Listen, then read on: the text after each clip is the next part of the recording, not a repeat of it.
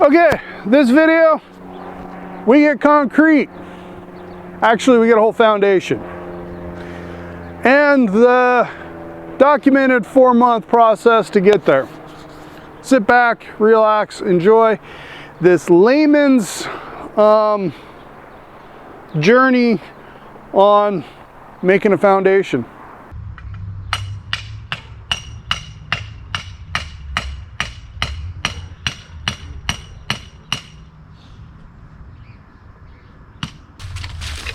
Okay, once you have 3 corners more or less staked, you want to check for squareness. You want to start now before you got 4 more or less staked. So the crucial step is at this point here, you do a little bit of geometry. I know geometry, the maths, but if you take one length and square it, add that to the other length you want and square it, and then you take the square root of that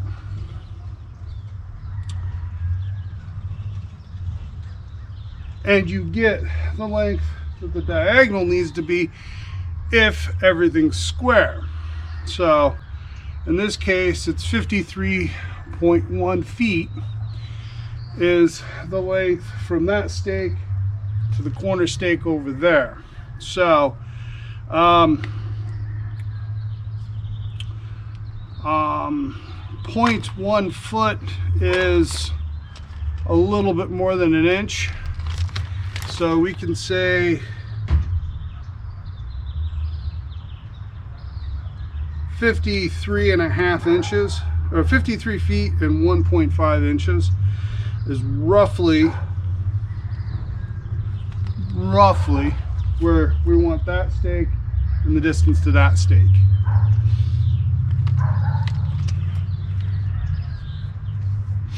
Now we've been putting the stakes on the inside of our envelope, so when it comes time to actually put in the forms, we need to remember that and put the forms on the outside, or we need to displace everything out approximately 2 inches.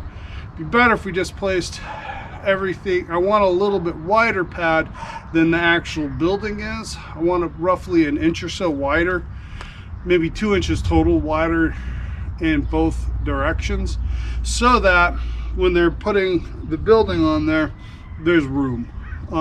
Once again, if it's too small, it's a bigger problem than if it's a little too big. So that's what we're going for, a little too big, and assuming you have the room.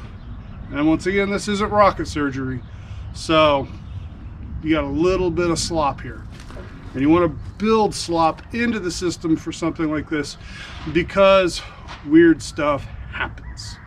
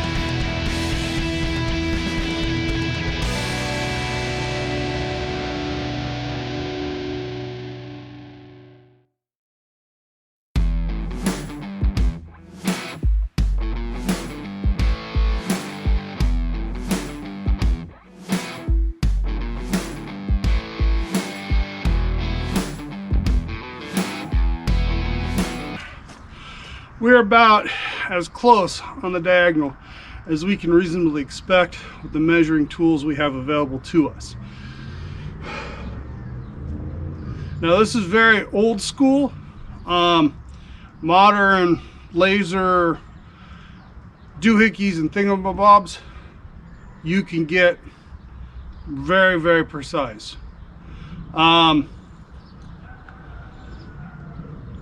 Whereas I have picked up Harbor Freight examples of those G-Wiz doohickeys and whiz-bangs, they're now 20 years old, and quite honestly, who knows if they're any good.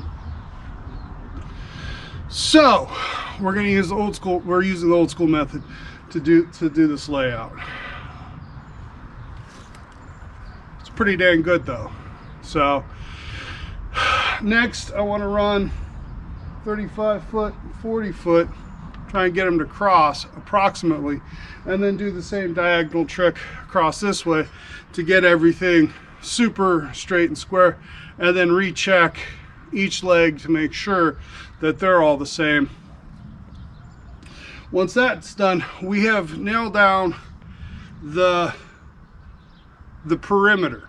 Okay, now with our stakes placed within pretty high tolerance of where we want them to be, including our extra width that we needed to take out later because the inspector said we should run that way, we went ahead and marked out where to dig the footings, broke out the little mini excavator, and got to work digging and moving and spreading all of the dirt around the yard that we pulled out from the footings.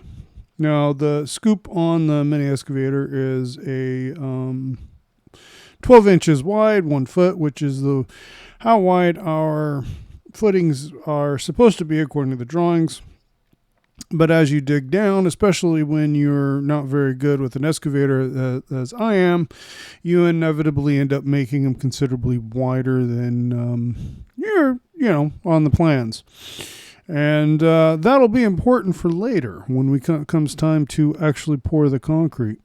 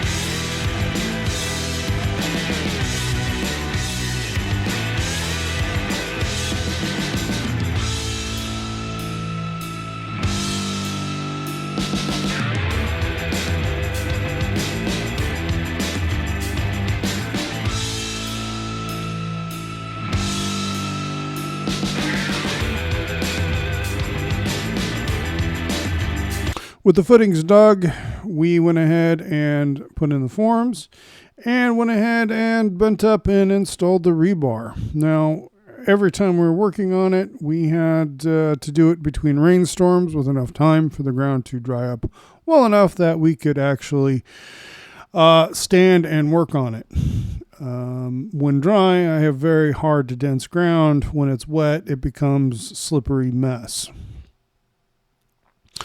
Well, on the day of the pour, the team showed up, and the first thing one of the things they did was set these stakes so that they know how deep to make the slab in the middle. It helps them with their guides, and so when they're spreading the concrete, they get as good as it can be, as good as my forms allow them.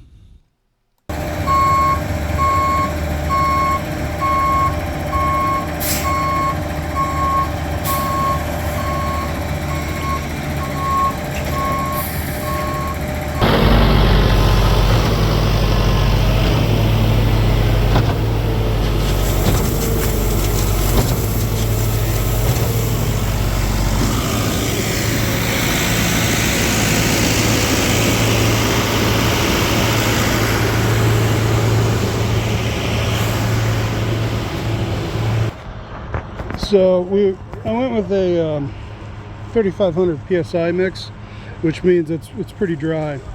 And then there's a friction inside the tube and remaining powder inside.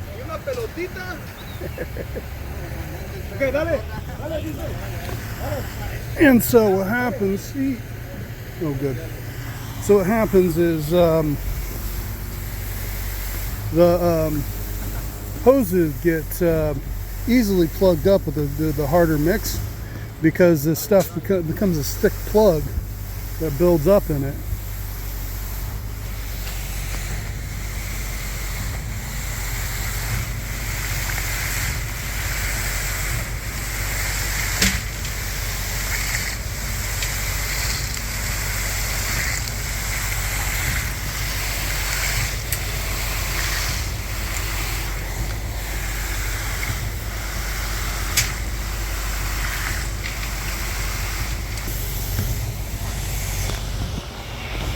So they fill up the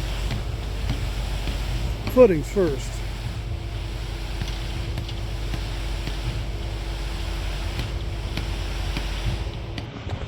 Now my forms weren't exactly straight, so they went ahead and helped straighten them out.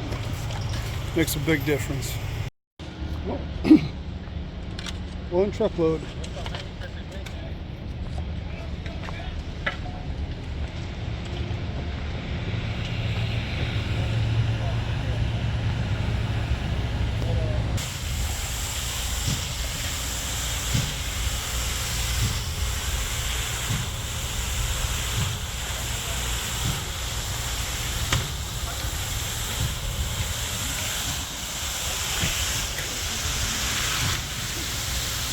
How thick the slab's gonna be.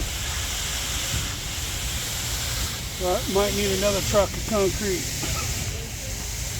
Oh, jeez. And that's what I was worried about.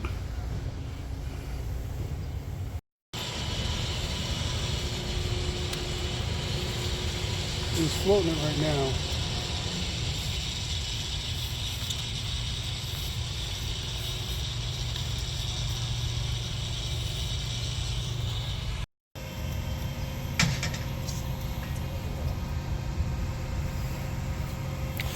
And this is why you hire people to do work like this, is because they got the specialized tools and skills to do it. No way I could do nearly this quality of work. And this is just the first pass. They got better. They go over it again and again. But yeah, this is called the floating it. So, so that's 3 trucks. And you get we got about from there to there, 1 truck. So it's gonna get to about here again, so we're about 4 or 5 yards short on the order. So we're gonna have to go ahead and call it in and get some more. That's not a problem. That's the way it is. It's just money. It's just money. Okay. So we made the slab a lot thicker at this end, like a lot thicker. It's 4 to 10 inches thick, and so we ended up undercounting how much volume it is, calculating. So we're going to need more concrete, obviously, and that comes out when we measure this area out. It's just a little bit, should be just a little bit under 10 more yards, which is yikes. That's a whole nother truck, but you know, what are you gonna do? I mean, that's what it is. That's what it's gonna take. So we ordered another truck. It should be here probably the next half hour or so. We'll be able to finish. In the meanwhile, they're knocking out all the steps to get what's done before we move on. So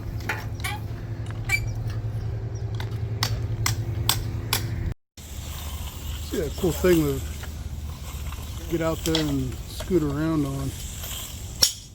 Helps finish and keeps them from sinking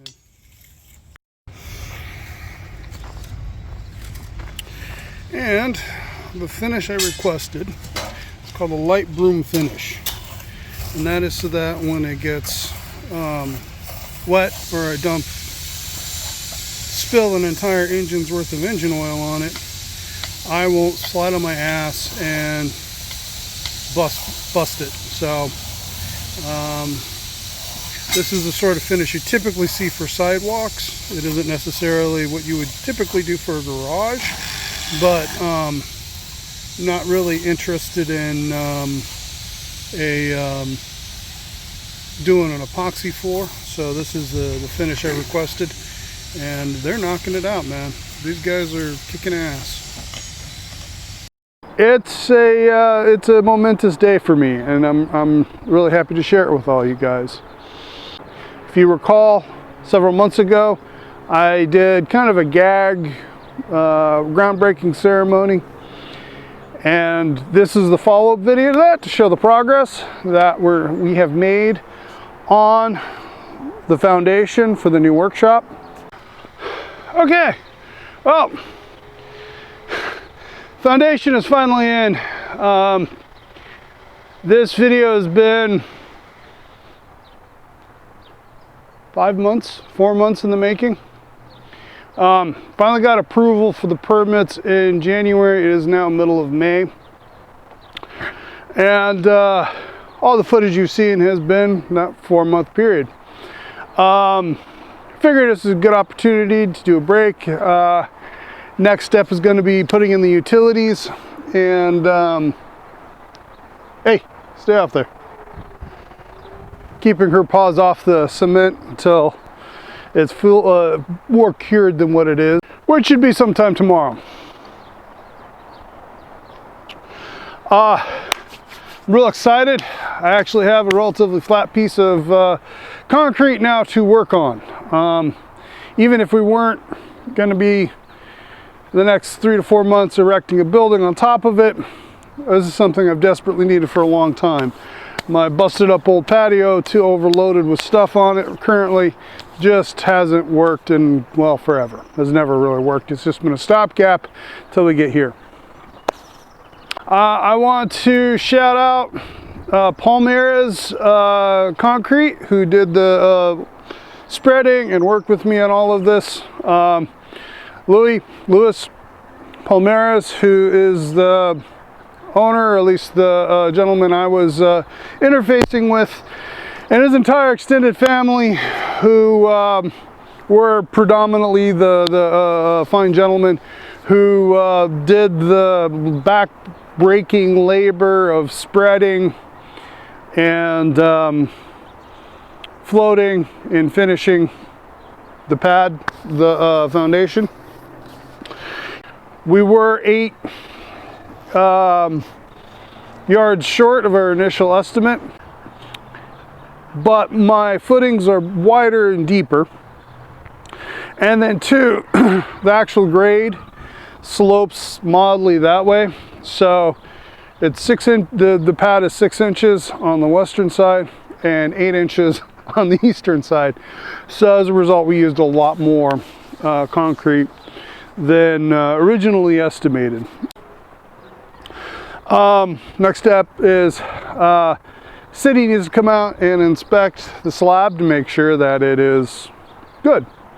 I'm going to set up that, I'm going to make that appointment for next Tuesday. In the meantime, I'm going to pick the inspector's brain on my utility trench, and then probably not this weekend but the following weekend I'm probably going to start putting in the utility trench and conduit run.